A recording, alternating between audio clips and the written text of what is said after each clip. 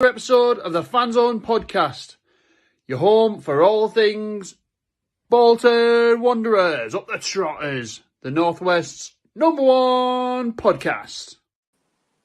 Good evening, ladies and gents. Welcome back to another episode of the Fanzone Podcast on what would have been Sir Nat's birthday. Unfortunately, we've not got a performance that we can celebrate about. It was relatively... We're getting used to saying this, it feels like, a relatively disappointing performance against Burton Albion. We're getting used to saying that. I am, because... For the second time this season. Yeah. A 1-1 draw against Burton Albion. Not really much to talk about, and that's why this episode is called Burton Albion, because I think if you were to write down on paper what playing Burton Albion would look like, it'd probably be yesterday's performance. Sponsored by Doggy Daycare. Some fish and chip shop. Yeah, there's not much to talk about, really, is there? It wasn't the best performance we've ever seen from the Wanderers. I think the second half was marginally better than the first. But yeah, it was just one of those. So without further ado, we'll kick off with our post-match reactions.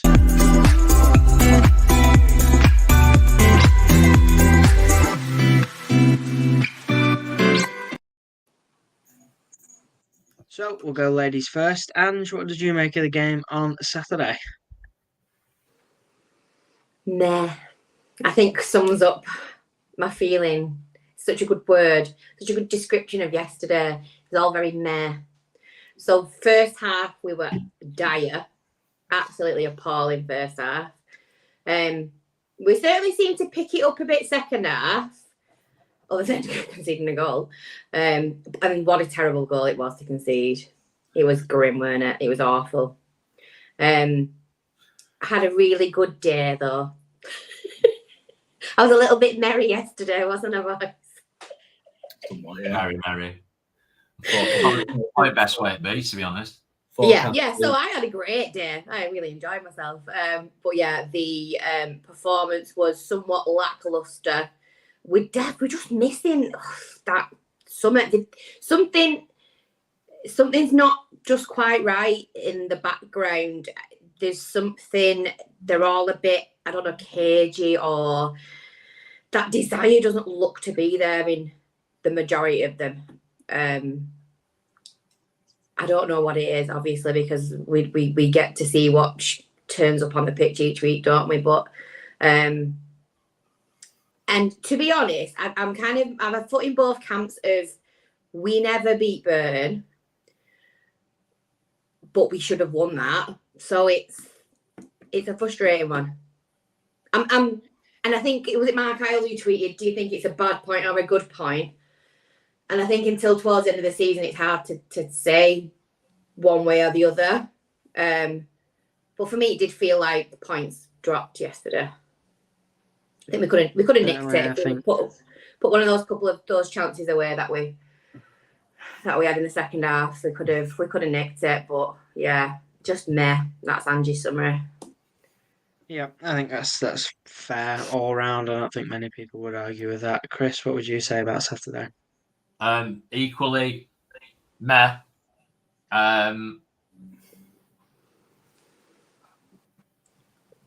First half, like as Anne said, I'm not just going to go over the same ground, but it was dreadful. The reaction wasn't there that we all hoped for, that we were, I'm going to say promised, because that sounds like a kid wanting a lollipop, doesn't it? You know what I mean? You promised me one. Yeah. But we deserve more than that. Obviously, a lot of it was down to confidence, which was shot to bits against Wigan. But even when your confidence is on the floor, you can still steam in with tackles. You can still look eager. It might not come off because of the confidence levels, but not. There was some real fundamental errors in that first half that were inexcusable. We grew into the game second half, and obviously we got it wasn't a deserved equaliser. We got an equaliser.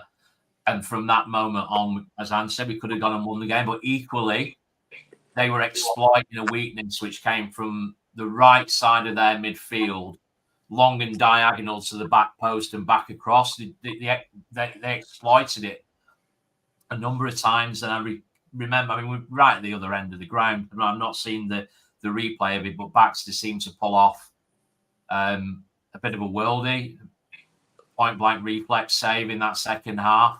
And there were a few chances, but equally, Randall Williams cutting in from the left, hitting it into the front post when he should have gone back post. Vic's miss, which should have buried it. I think it was Jim the Wanderer who said in one of his posts yesterday, quite rightfully, it's basic. It's striker 101. You just put it back where the keeper's coming from. And it's burst in the net, that. Some people said it was a lazy finish. I don't think it was.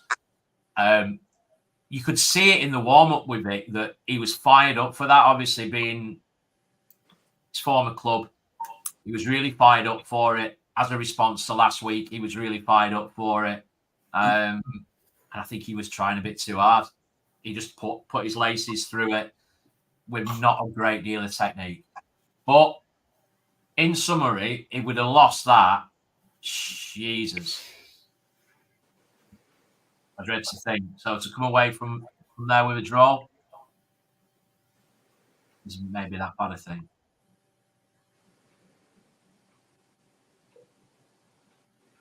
Did you ask me what I thought? Yeah. Sorry. Carl, would you agree with that? The line dropped off. You muted yourself by mistake. It was definitely not a good result in the sense that we're playing Burton Albion and we should be beating them.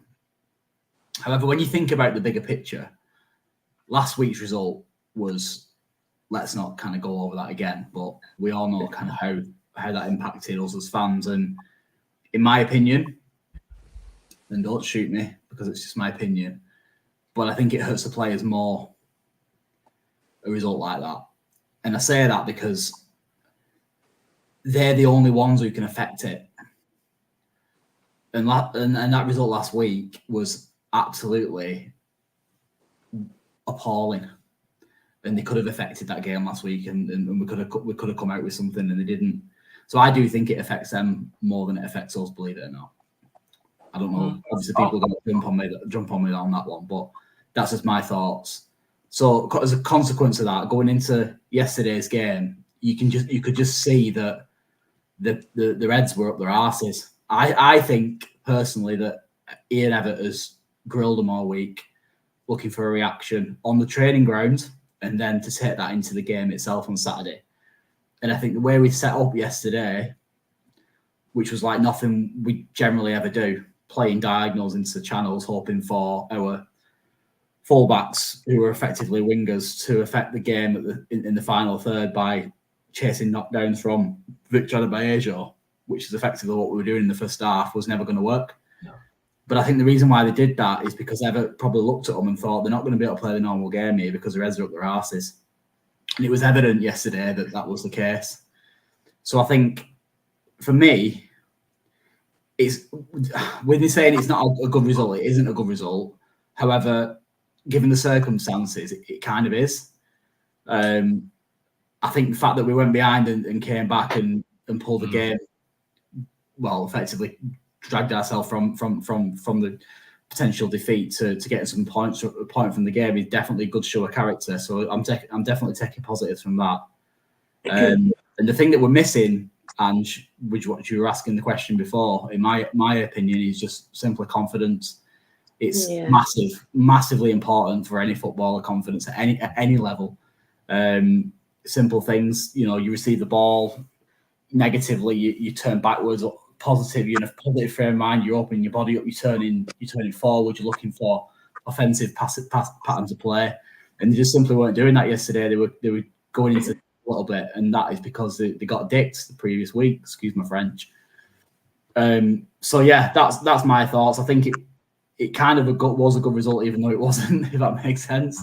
And I think going away from there, having been behind, and I thought Dion took his goal fantastic. And speaking of Dion, I think he was probably one of the only ones yesterday, and you could tell that wasn't involved in last week's game.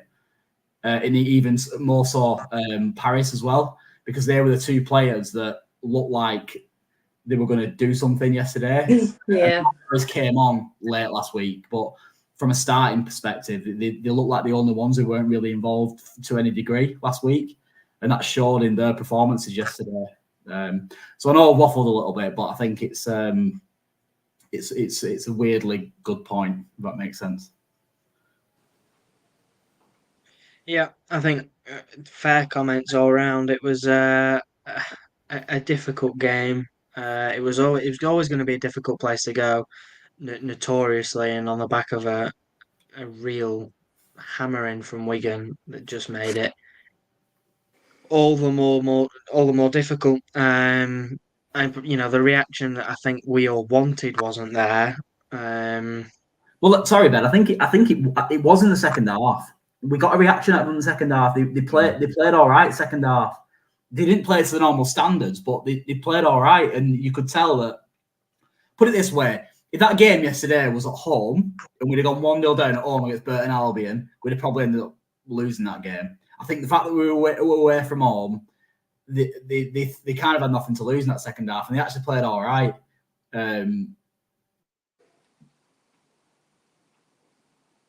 So we did win 3 points, and we wouldn't have been having another relatively negative conversation. But yeah, we did get some form of reaction. I'm smiling. I want to I did it first. You can have it. Yeah. Just touching on something else you mentioned. Obviously, Paris came in. Obviously, Charles did as well. Paris and Thomason lined up the midfield with Dempsey. What did you make of Paris and George in the midfield, Chris? I liked Thomason a lot yesterday. I really did. Obviously, we've all spoke about us having this need for a combative midfielder, somebody to break it up, somebody, of a similar sort of style to MJ in that respect. I think obviously the only difference is that Thomason doesn't affect the pivot as much as MJ did and does. Probably still at MK, I don't know. But aside from that, I thought Thomason was excellent yesterday. I mean, you could see how much he put into it. Got to 90 minutes, and he was cramping all over the place. He really put a shift in yesterday. I think Magoma is very similar to Carlos Mendes Gomez in the sense that he's still finding his way. He's still finding his levels, and he's still coming to terms with the way that we play. He's very much a work in progress. I know that we keep saying that, plays like Lundaloo and Adebayo, etc. But, he was being switched at Fleetwood, playing wide, coming inside, playing in the middle. Everett will have a clear role for him, and he's still very much coming to terms with that and how we play. He was at Fleetwood, he was at Morecambe. It's a whole different style of football. But there's definitely potential there. I thought Magoma in the first half in particular was probably the only positive from that first half in terms of performance. I thought he was excellent. So there's a formula in that midfield that's not quite right, but I think it's very, very close. So obviously a rotation with Sheehan, Morley, Dempsey, Thomason. There's just one bit that's just slightly out that's stopping it from firing properly. Do you think given the options that we've got at our disposal, he might be considering from time to time going one up top and playing five in midfield? Yeah, possibly. There's definitely a position for I think possibly for both Magoma and Mendes Gomez in that little in that space between midfield and Dion, that little link. Exactly. I think what I've seen with Magoma that I like particularly, and it's just the range that's just not coming off. he just plays some delightful balls into the channel. So, yeah, I think there is probably some scope there, Cole. So if we're talking about plan B, your rapper, it's like it's possible that that's something that we can do to surprise teams. Yeah, certainly an option. Santos came off injured, and obviously Forrester was his replacement, came in, and I thought he looked relatively comfortable. I didn't think he looked out of place at all. I think aerially he's perhaps not quite as strong, but that's to be expected when you're competing with a unit like Santos. But I thought he was really, really strong. Colin, would you agree with that? How do you think Forrester got on in that centre half role? I don't want to give too much away because obviously we've got our man of the matches in a bit. But I thought he was excellent. I really do. I thought he, from an aerial perspective, he won every single duel pretty much from memory. He was an ever present in that second half. I thought it was fantastic, and I think he can help hold his head up pretty high. To be fair, yeah, I was quite impressed. Got to admit, because I kind of thought he would be more of a right-sided centre half. I didn't realise he could play centre of a three effectively. I think he can play right across the whole of the back three. The back, yeah. No, he was good. Yeah, I really, his distribution's good as well. He read the play very well. He's kind of everything you'd expect one of our centre halves to be in that respect. Tidy. Absolutely, plenty more to come from him as well. There's been a fair bit of criticism towards some of the players. Obviously, a few individuals.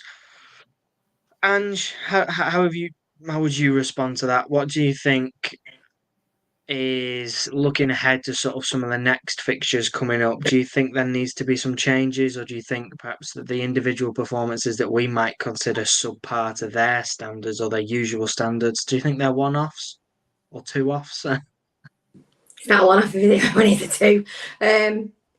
I'm going to echo what somebody put in the chat about. I'm kind of glad Tuesday's a cup match because I think Forrester's going to be in for a full 90.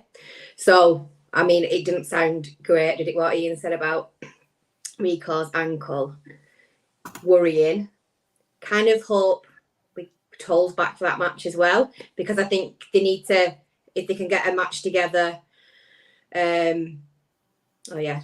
Good question. Anyway, if they can get a bit of time together, the cup is the cup, whatever. Yeah, we want to win, blah, blah, blah. But if we've all said on this pod that the league really needs to be our focus this season, and if we can use that at least as a bit of a exercise to get them playing together when it's yet another change to that back line, especially when you've got a new keeper in.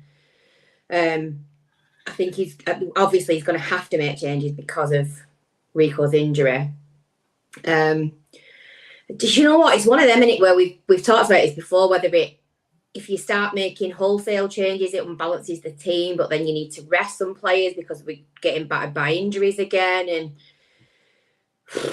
how many injuries have you got? So, well, Toll's technically not got back yet, has he? Technically, right, okay. Even though he's back. And then we've got Georgie J. It's that leadership for me. We miss Georgie J's leadership on the pitch massively.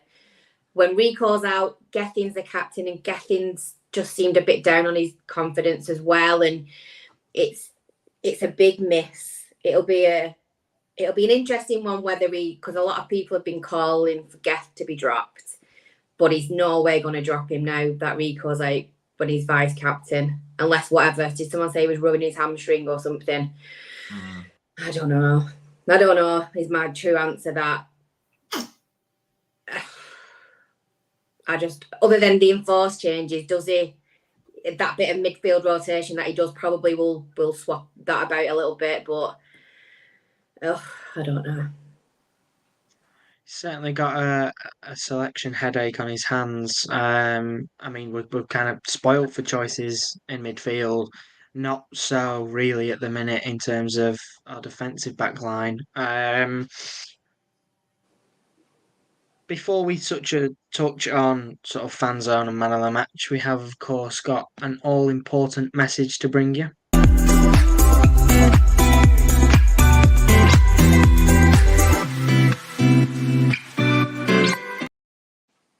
I got myself all excited. I wonder what that message were. You should still be excited. Well, I am, but equally, if not more. Sorry, go on. We've got an all-important shout-out to give to our headline sponsors for this season, which is, of course, Eco Warm Windows. If you haven't already heard, then we don't know where you've been. But you can find out more about all of our sponsors, and you can head to our website, which is www.thefanzonepod.co.uk.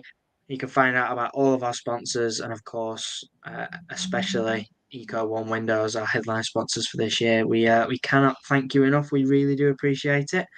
And Chris, I believe you've got a sponsor shout out as well. I have. Yeah, mate. Yeah, it's a bit of a special one. This, it's not something that was planned. It was something that was earned. So congratulations to Sushma Solanki of Sushma's Snacks, one of the podcasts. Oh, Angie didn't like that. She does like Sushma's food, I can assure you. Yeah. I think she got all excited and cut herself off. What all that about? So those in the know will know that it's Bolton Food Festival this weekend, and Sushma won the best dish at the gala dinner yesterday evening, and she beat off competition from Michelin star chefs and celebrity chefs, no less, to win it. So a massive congratulations to the podcast's very own Sushma. Well done, mate. Congratulations on that well-deserved award. And if you've not tried a food in the fan zone, dip into, just get yourself there and you will not be disappointed. Sorry, my internet's been all right tonight. So if I disappear, they've chucked me out. So we shall head on over to the Fanzone Man of the Match.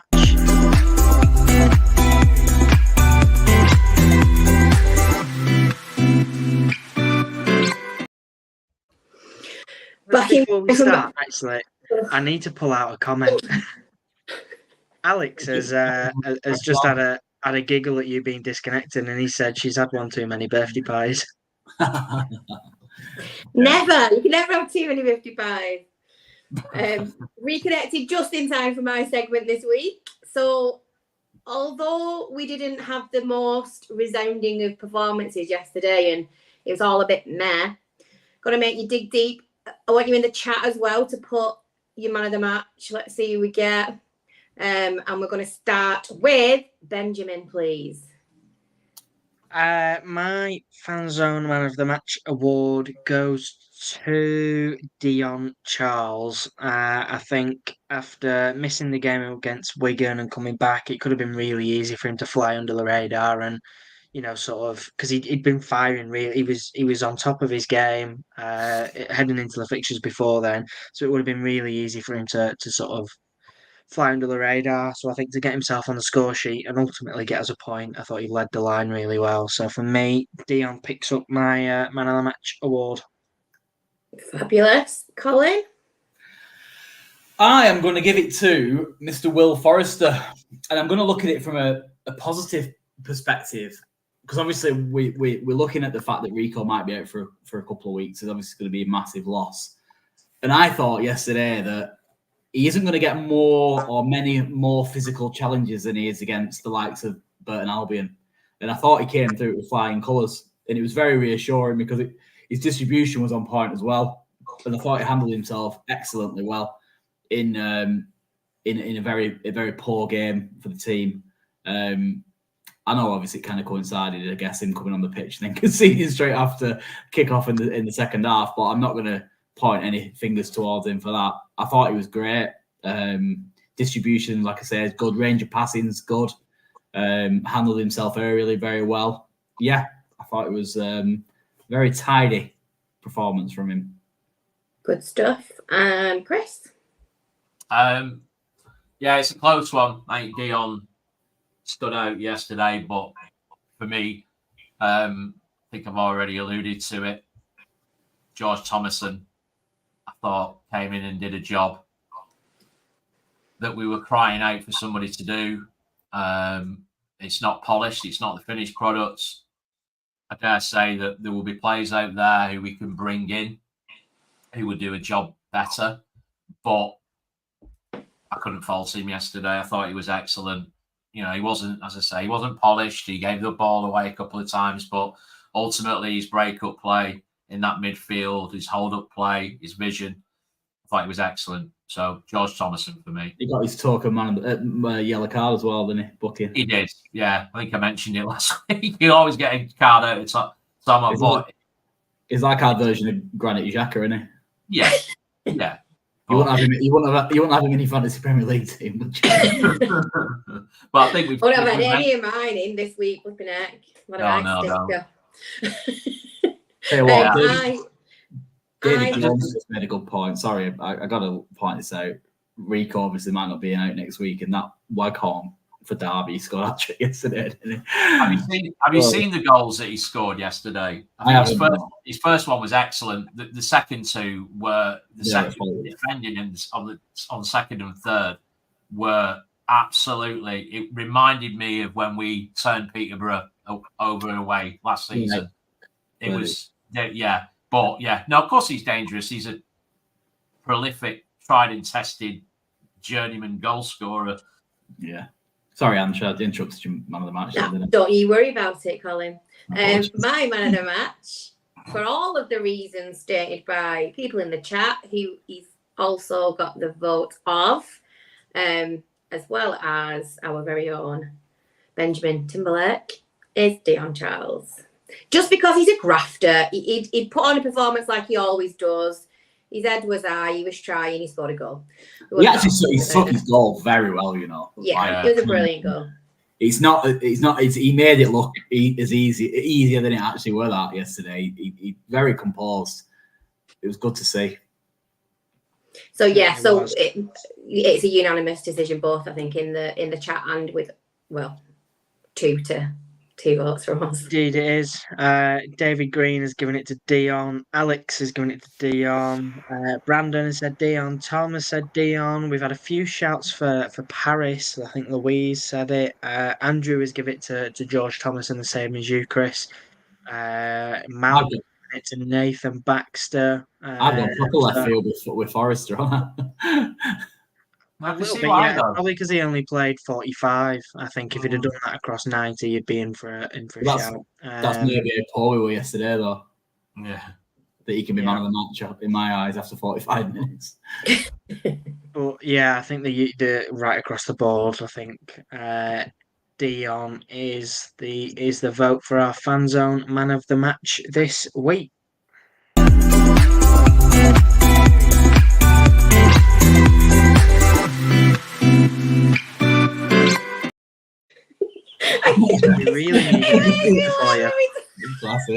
I genuinely think that we're going to be laughing at that picture over the remaining game of the season. Please don't ever change it. No, I can't. It's spectacular, isn't it? I'm actually not that ugly as well. That's the problem. Just make myself look like that. It's better every week. So leading on to, let's talk about the Derby game. Obviously, we've discussed Middlesbrough and the potential changes, and I think we all kind of know that there will be many, and it's just a bit of a free hit, really, in that Middlesbrough game. See what happens, type of thing. But looking ahead to Derby, obviously this is a huge game. A huge game.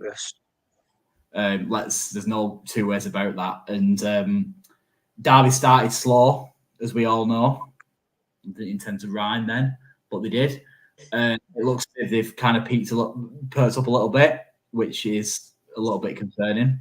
But I do think we'll have enough for them in terms of getting a result. Whether that's the 3 points, I'm not sure. I am a little bit concerned, if I'm being completely honest with you, especially with Rico being out, apparently. What are your thoughts on this? Everybody in the chat as well, not just these 3 people, all of you as well. Start with Chris, please. What's that? No, I'm joking. We'll have 2 new tellies and we'll have a mid-tier LED ribbon. How exciting. What could possibly go wrong? It is a massive game. And I think what you've just mentioned there, Cole, about Derby starting badly, starting to come into form, kind of a reversal of us in many respects. And I think that highlights the unpredictable nature of early doors in the season, that there are so many factors that influence the first games, new signings, injuries pre-season, new coaching. But there's an absolute massive array of different elements that contribute to the early part of the season. We always, they do always say, don't they? You have an idea, 10, 15 games. Yeah. That's a rule of thumb, isn't it? I think it's always been. I think it's. Some people may see this as me taking the positives from it, but I think it's an ideal opportunity. Happy clapping to win fans back over. And I might live to regret saying this, obviously, but after the Wigan game, I think you mentioned it, Cole, the other day, that it's the next home game that counts. Middlesbrough. Whilst I'd like to see us progress, it's not as important as Derby, obviously. And I think this is the opportunity to really not respond, because we've already talked about responses and reactions and stuff, but to really win the fans back at home and get back to being a fortress. Because let's be realistic about it, our home form has been exemplary. So I think it's getting it back to that level. Again. I'm positive for the game. Ian is perked me up a little bit with that comment, what he's just put in the chat, and the more I think about it, the more I'm inclined to agree. Actually, it is exactly the sort of game we need. Really, this, to be fair, in terms of the necessary reaction following that last week. Yeah, home game. Can I just Brandon BWFC Simpson? I think you're the only Brandon in here, actually. Sorry, I was thinking there might be more than one. What winds me up is we have the players to beat them. It's mentality. So I think there was a question about what reaction did we expect? And I think it was that. I think it was a mindset thing more than anything. Not to go out there and drub Burton 3-4-0 or whatever. It was a mentality thing and a mindset thing. And I think that's why it was slightly lacking in the first half. But I think what Brandon's saying is spot on there. We just need to be stronger up here, and have belief. Gotta sound like that dude off bloody Ted Lasso. Ted Lasso. So I hate that program, but it is. It's about belief and about having conviction in your own beliefs and going down. Like that. They're still finding the feet though, aren't they? I think it's still only August, isn't it? Do you get what I mean? Yeah. There isn't really, it isn't necessary for us to have this massive overreaction as a fan. It is because we do. We always do, without shadow of a doubt. We were in Wigan last week. Where we are, where we're not, and an exceptional performance, but they are on exactly this. Forget their points deduction. They're on exactly the same amount of points as us. So week 5, one week can make a massive difference, or not, as the case may be. So I don't think that makes sense, but you know what I mean. You know what I mean. Ange, what are you saying ahead of Derby? I am just looking at another comment from Ian, which is a really good point, that I don't think many people will be expecting us to walk this one over. I think people were wanting us to spank Burton at the weekend, weren't they? And we're still a bit jaded. Heads are still a bit low. They're still hurting from that, aren't they? And I think you're right, Ian. I think that there might be some expectation off them because we know what Derby can do. Even though they've had a sluggish start, it doesn't mean. I mean, was it 4-2 yesterday? They beat Peterborough. We know they've got it in the tank. So I'll be nervous. I'll be really nervous for Saturday because we need to be coming out with that with at least a point. It's also important that we remember as well, we haven't got a game the week after. Oh, yeah. So they need to leave it all out there on the pitch, don't they? Exactly, Saturday, they yeah, absolutely need to. You don't want to be going into a game week without a match, having been beat and only got 1 point from a possible 9 at your last 3. So it's that's just put even more pressure on it really. In a way. Benjamin, talk to me. I would honestly just echo, I think, what Chris and Andrew have said. Derby's huge. Middlesbrough will be a really good test. Be good to see sort of where we're at. I mean, it would have been better hadn't we just come off the back of those 2 performances. But Middlesbrough will be a good sort of yardstick to see how we're getting on against a top side. But Derby is absolutely huge. No 2 ways about it. The performances need to be back to what we saw at the start of the season. I actually saw a comment from, I think it was Brandon, and he said confidence that takes 6 weeks to build can all be gone in 1 week. Which is a fantastic 90 point, minutes, isn't it? 90 minutes gone. Absolutely, you get shot down quicker than you built up. That's for You certain. say that though, but if you go and beat Derby by 2 or 3 clear goals on Saturday, it's all back to where it were before, and that's all done within 1 week. Because it would do that. It is, but the chances of that happening are relatively. You say that, but they dropped points earlier this season, so they're not in. They're not exactly firing all cylinders, are they? No, of course. It'll be a competitive game, and I'm expecting both teams to turn up. I think it'll be a really good game. I hope the home fans get behind the lads and give them what they need to get it over the line. But yeah, it's going to be tough. It's one of them that I put in the proper game category. Yeah. Oh, yeah. It's a big one. It'll be a good footballing game as well. I think it'll be it should be a good game of football. A handful of teams, well, less than a handful of teams left in this division that it'll have that feel this season, I think. Which is why it's such a big opportunity to get out of the flipping thing. Yeah.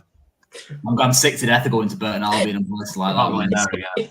I'm sick of it. The novelty is well and truly wore off for me now. Them 2 mascots sponsored by Doggy Day Care local chippy. No mascots. I thought that were Ben in a Burton shirt. Oh, that's harsh. Sorry, Ben. I'm joking. I've had a cider. I'm used to it. I'm excited. I'm used to it. On that bombshell. Yes, I think the general consensus is more or less the same in the chat as well. A lot of people actually saying that Middlesbrough have been really poor recently, and having right down the bottom, aren't they? Taking would be a massive statement, but also a really good confidence builder, which is what we need. Beating Middlesbrough is a massive statement. Oh Christ Almighty! But yeah, you can't get off it, Colin. It's the way it is. What it is. I know. Ridiculous, isn't it? But yeah, it would be a big statement. You're right. It certainly would, especially considering the position last season. But I think that rounds off this section. Cole, the general consensus of the chat that Derby is a massive game, and Middlesbrough is a good opportunity to rebuild some of that confidence that might have been taken down in the last couple of weeks.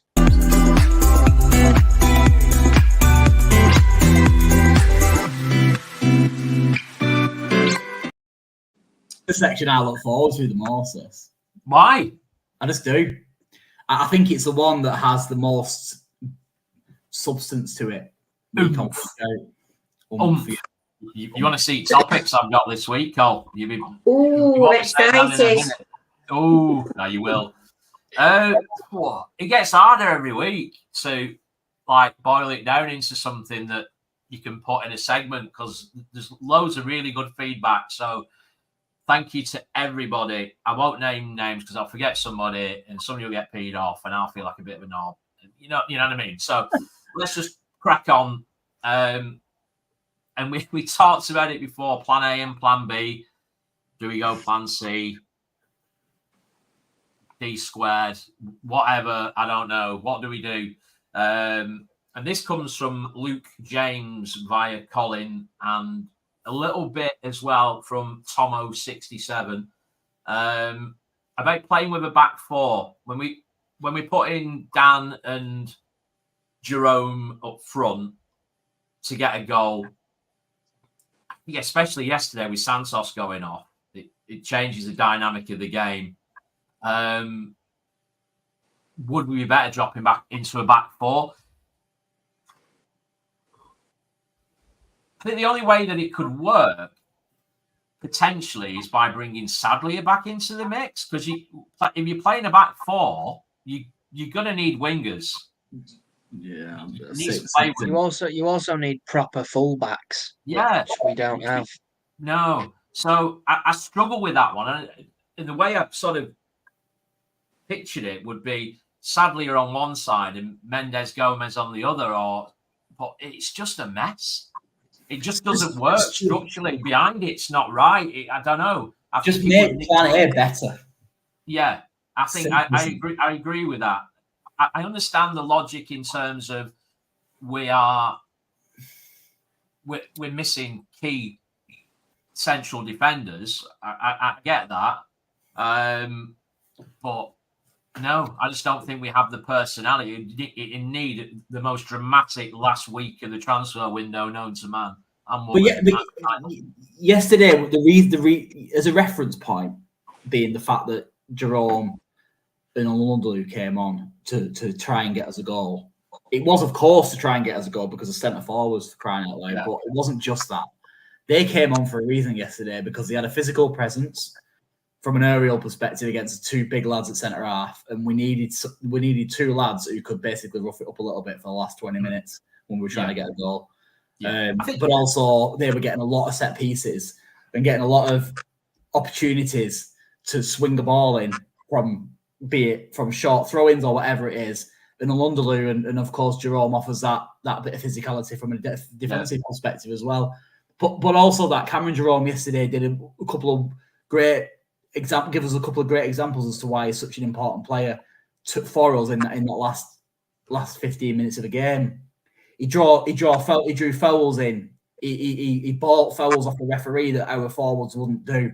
He went down properly at the right time, like you do at the proper level, and used his brain and got us up the pitch when we needed it.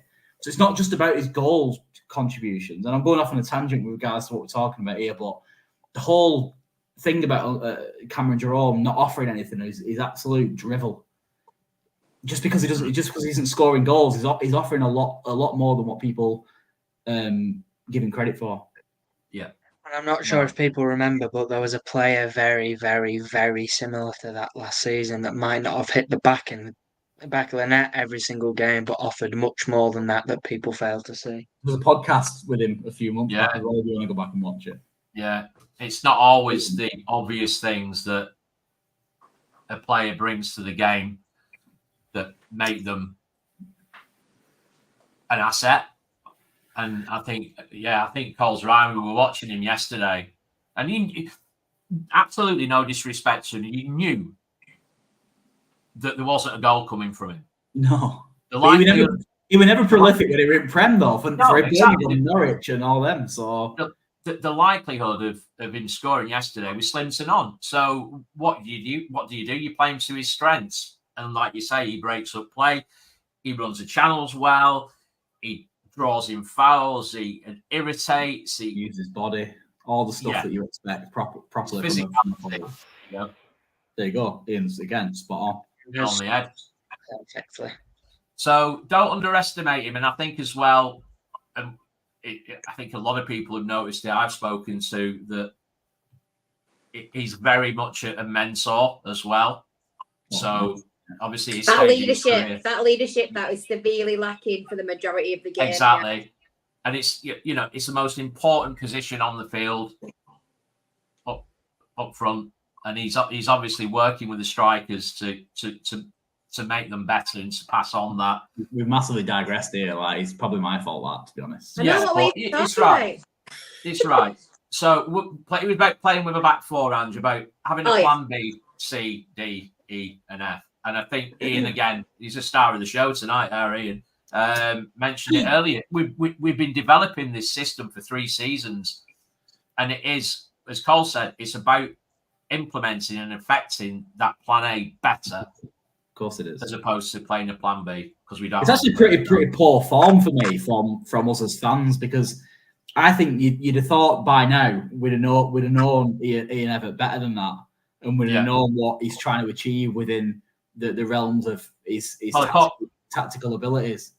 According to Twitter yesterday, clearly not, Colin, and that leads me on seamlessly. What an absolute beautiful segue into Andrew Ashworth's comment. And this, I have to stress this context around this. This is not what Andrew thinks. This is what he took from Twitter yesterday, which is Ian Evatt the right man to get us out of League One? And he says, to caveat that, there seems to be quite a few people doubting it. And I saw it in abundance yesterday on Twitter. Evatt out. Not the man. Was that actually going on yesterday? What's that? Was it actually going on that yesterday? Were people and also, do you reckon they still got the flags in the bedroom from that pizza trophy last season? Possibly, yeah. We've actually had a comment, and David Jones has said it quite a few times tonight. Actually, he doesn't seem keen on Evatt. Not even remotely. Before he said he seems to think that the comments here, he says, I think he's taken Bolton Wanderers as far as he can, and his most recent response then was that no, he isn't. Now, David, I'm keen to find out where that's coming from and what you think we need elsewhere. So pop a comment on and we'll have a look at it, because it's always nice to get opposing views. So if you pop a comment on and let us know what's missing, then let us know and we'll dissect it and have a look. Because it is a tough one. I mean, personally, I can't. Liam's he's just put exactly what I was going to put. Replace him with what and who. I think you look at the technical team that he's got behind him. You look at the coaching staff he's got, and you look at the tactical side of the things and the work that he's doing. If you lose Evatt, you don't just lose Evatt, you lose Markham, you lose his assistants, you lose his coaching staff. There's a much bigger picture than just Evatt in or Evatt out. It's not just a case of Ian Evatt in or Ian Evatt out, and that's something you have to consider. Just to reiterate as well, obviously anybody who has got opposing views to this, that is definitely not a bad thing. It's each to their own. Everyone's entitled to their own opinion. And it certainly won't be any form of witch hunt. It's just ultimately we push this podcast out to the fans for us to be able to have these discussions in an open forum. So if you have got, against the norm views, then fair play to you in that respect. It's ironically, David obviously elaborated on what he was saying in the sense he thinks that Evatt's taken us as far as we can go, and I've got my notes here in answer to Andrew's original point, which is it'll be clearer after the first 10 games, which you've already touched on. Everybody knows that a season isn't defined in 5 games. We will have a benchmark. We won't know, but we'll have a benchmark after 10 games of where the season is going and if there is progression. And I think as well, obviously we'll know more at the business end of the season, but I think as well, overall, we're looking at year on year. It's like salespeople. You're only as good as your last sales month, and it's the same with football managers. You're only as good as your last season. And there's been clear marked progression every season. So does that mean he's reached his yield and the tolerance level? Well, no, because each season he's improved. So until the end of this season, or we get to a point that we're absolutely nowhere near being able to better last season, that's still progress. Surely. Those incremental gains that we bang on about all the time with Ian Evatt's style of football, it's maybe you could say that Saturday was on par with last season because it was the same result. Yeah. The season before they battered us 3-1. it's those, it's drilling it down, isn't it, to those where we previously wouldn't have picked up a point. Are we doing that this season? And I think until the end of the season, you can't make that. You certainly can't make it. You certainly can't make it after 5 games. I even think he goes beyond. I think he even goes beyond 10, Chris. To be honest, I think that. Of course he does. It's your first benchmark, Cole. Is what I'm saying. I don't even. I think it goes. I think it stretches further than that. Like in terms of the fixtures, I think that 10 benchmark is. I think that's the Premier League kind of benchmark as a reference point. There's more games in this division, isn't there? So I think you're probably more after 15. It's probably a clear indication of where you'll end up. And I can almost guarantee. Get to January, do you know? It's like I can almost guarantee we'll be in the top 3 after 15 games. We're talking like he's on borrowed time here, and that for me is just absolute madness. I don't think he's a perfect manager, and I don't think that everything he does is right. Far from it. Far from it. A lot of the good that you can see in Everett is where there is room for improvement. And where in the past, where we've said the same, it's happened to a point, not to perfection, but there's been that marked improvement. Jack Cook asked, did the first 3 wins paper over the cracks? Have we really improved on last season? And I think that's a really good. I think it's a really valid question to ask. And I still think that it's very, very early days. And it comes back to that 10-game thing and the benchmarks throughout the season. I think it's still very, very early doors to really ask that question. It's the same conversation, isn't it? It's about that. It's too early, really, to talk about improvements. And to answer Liam BWSC 01's question to me directly, then what MJ said last week about Everett. So one of the biggest clubs in the world in terms of the fan base are Glasgow Celtic. And in charge of Glasgow Celtic is Brendan Rodgers. And MJ Williams played under Brendan Rodgers at Liverpool. And MJ Williams said last week, or the other week, about Ian Everett, he's the best coach he's ever worked under. And of course, that would include Celtic's current manager, Brendan Rodgers. So have a little think about that one. And that's coming from a professional footballer. And never give us lip service at one point during that podcast. No, he didn't. So I think that's what you're asking me, Liam, anyway. And I think just following on Jack's question, if it has papered over the cracks, who do we need to bring in? And that leads on to talking the last couple of days of Clark Harris from Peterborough. A phenomenal player, don't get me wrong. Does he suit the way that we play? No, I don't think he does. Could he replace Dion Charles? No, I don't think he could. Do we sell Dion? No, I don't think we should. Does Dion get frustrated about being brought off after 70 minutes every week?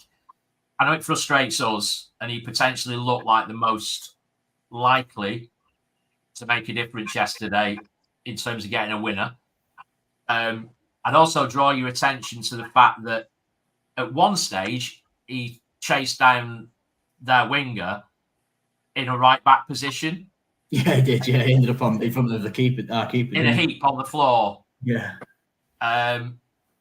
If you see things like that and you watch Dion throughout a game, he isn't your normal player. That's why I wouldn't have Clark Harris ahead of him, because he doesn't bring what Dion brings.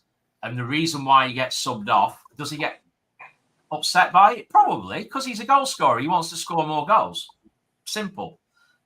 But is it necessary? Yeah, I absolutely think it is, because what he does is above and beyond what any other striker that I've seen playing for Bolton Wanderers has done for years. And as Malk says, the wasp, he is. He's an irritant. And he showed that time after time after time. His goal yesterday, because of that. He's probably our hardest working forward since Johan Almander. And I don't agree with that, Brandon. I don't think that Dion and Clark Harris as a two would be effective. I don't. I genuinely don't. I just don't think that it would fit the way that we play. He's a brilliant striker. Of course he is. Look, I'm not saying he's not, but would he complement Dion Charles up top for Bolton Wanderers? Do I think he would? No, I don't. In the same sense that Victor sometimes doesn't always compliment Dion up front as well as you saw a perfect example of this yesterday. There was a backstick ball. Dion was running in on it, and Victor decided he was going to try and bicycle kick it. He nearly took Dion's head off. Yeah. He was unlucky not to score. There was a potential handball.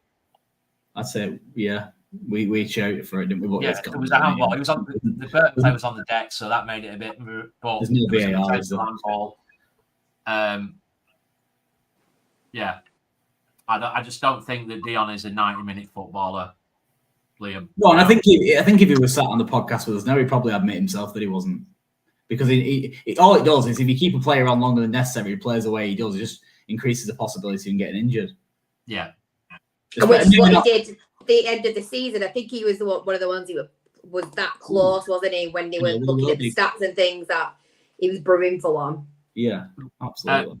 Great question, Brandon. Who would your dream partner be for Dion? And we can get this in the John chat. Daddy Bodvarsson. Correct. You said it. Fully fit John Daddy Bodvarsson, definitely. John Daddy Ian said it. Jesus Christ, would have sent you a bloody gold sticker tonight, Ian. Get a star chart. Good. But bang on, fully fit, John Daddy Bodvarsson and Dion Charles is, for me, my first choice. Absolutely. My 100%. And it was so good, weren't they? Before Dad Varson got injured last season, like I was actually devastated when his ankle went. I actually, my first thoughts was, well, that's our playoff shot over with. Yeah, because I thought they were that integral to one another's play. They just started as well, because he'd just come back from his injury and they were building that bridge, and you could see it. It was firing, it was clicking. The runs that they were making for each other was perfect. It was just, and then his ankle went, and it was really unfortunate. Got any more, Chris? Got any more? No, that is it. That's I boiled it down. As I say, there was a lot. Thanks again for everyone. Sorry, can we just pick up on that, Ben? What Liam's saying? Could you have a look at the question up the chat? What do you mean? Yep, Which I one, shall Liam? have a look for it. If you want to put it in again, I can't see it. I can see Whack some it in again, comments. Liam, because it scrolls, mate, and it. Yeah. Was it the one about the throw-ins, Liam? Was it the one about the throw-ins? Yeah. Why If you tell me which one it is, I'll be able to go and find it. If you're listening back on the Spotify or Apple podcast, we apologise about this. Sorry, I scroll. But we are live. If you are listening back, come and get joined in with the live shows. We're over on YouTube. The podcast is recorded the day after every game, 7:30. You don't put your face on, by the way, guys. If you are shy, and you don't. Why aren't we utilising Williams' throwing? That's a good question. It's one that I think we all ask. Why? Yeah. Why are we not? If anybody has the answer to that, please feel free to put it in the chat. I've got a suspicion that we don't have a good presence. That's why. Yeah, that Liam mentions it as well, and I agree with that. But there is that again, the second ball option. But you could probably throw it to the right. Everything will be second ball because we ain't winning anything. Second ball. Yeah, I see that. But I'd rather recycle it personally, but that's just my opinion. Yeah, I think that was probably the impression that Everett gives as well. Which he claimed he didn't know about it when we first signed him. Yeah, it was as much a surprise to him as it was to us that first throwing. That was it. Yeah, I find that surprising and unlikely, but hey, who are we to doubt him in that respect? I'm sure. But yeah, no, it's a good question actually. It might be like a corner, but we're crap at them as well. We're getting better though. So maybe as we're getting more and more confident with set pieces, maybe we will see more of it. Who knows? I thought we cracked it first game of the season. Oh, come on. Yeah. But we're only 5 games in, so we still might have. I wonder if that throwing counts towards their set piece bonus that they all seem to be keen on cashing in on. Well, that's it from me this week.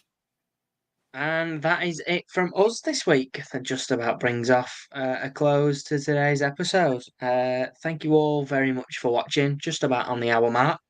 Appreciate you spending your Sunday evening with us. Bank holiday Sunday as well, so that is appreciated. Indeed, yeah, it certainly Some is. brilliant questions this week. I love that. We can't just have. It's not in context if there isn't some elements of questioning and negativity, because look at the last two games. It ain't all sunshine and roses and happy clapping, and there's a lot where it can be improved. So keep them coming, please, because let's unpack them and answer them and look at them and break them down. Talk about it in a live forum as well, instead of just obviously. Yeah, exactly. It's not pre-prepared. This is not scripted. It's all real. It's all happening right now. So there you go. Watching the first 100 game right now. This ain't cricket, says Liam. Liam, this is a football podcast. I'll take your word for it. Can I throw out there? Obviously, just in case people don't know, we're going to be doing like live reactions after some of after all of the Saturday games. It's an open invitation to any of the people, obviously, who are listening, but of course, watching live as well. Be good to know whether or not you'd obviously fancy coming join us to give us your thoughts after each game, because we're keen to kick that off, and obviously we want to get the feelers out there before we do that. And obviously, Michael has already done that for us. I think we've already thanked him a few weeks ago after the Fleetwood game. So yeah, whoever can get there. Outside the fan zone, so that'll be outside turnstile N. Yeah, just right in front of where the John McGinley placard is. Yeah, outside the fan zone. So we're staying for what we're thinking, around about half an hour after the game, 45 minutes, something like that. Yeah. However many people are there and however long it takes to get around to everyone, we'll be there. But yeah. We appreciate you all watching along. It is massively appreciated. Leave a like on the video if you haven't already, and subscribe to the YouTube channel. It pushes our podcast out to more Bolton Wanderers fans like you, and so it is massively, massively appreciated. Loads of likes. Check us out on socials. All along the bottom of the screen is where to find us. And of course, you can head over to the website, and everything is like your own personal, the Fanzone Pod directory. So thanks everyone for watching, and we shall catch you in the next one. Ben, George Johnson next week. Yeah, I mean, week on Wednesday, just George Johnston, isn't it? Yeah. Only Georgie, yeah. We've shouted about it that much. But if you haven't heard already, George Johnston will be joining us on the 6th of September. And we are very, very, very excited for that one. For live as well, by the way, just in case. Yeah, it'll be live. It will be. So it's your chance to sit down for a chat with George Johnston. We can't wait, and we shall catch you in the next one. Take care. See you in a bit.